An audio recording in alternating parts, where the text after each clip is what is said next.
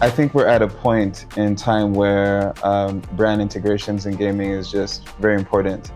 It's it's just the fact that a lot of people, a lot of young people, a lot of mature people spend a lot of times in games, and so for brands wanting to reach people now, it's just as relevant that they think about how to integrate their brands into gameplay experiences.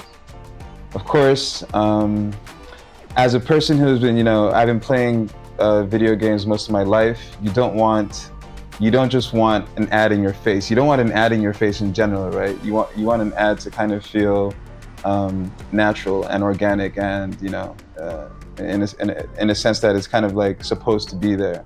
So I think there's some games where this there's some kind of like open world games where this tendency kind of just it lends to having in-game advertising in the game, because people spend so much time navigating this open world, and so it makes sense for some brands to strategically place them their products and their branding in the game.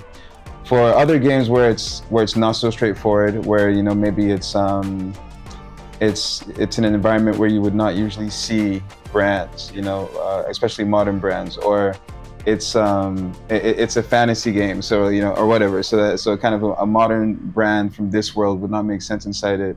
I still think there's always a creative way to to get a brand into a game, and not every brand fits in every game, but I think there's always a way to be creative in terms of kind of reaching the audience, and that should kind of be that should hopefully be a fun process between whoever's making the game and a brand, and so forth. But I think there's a lot of potential, and we're honestly just scratching the surface.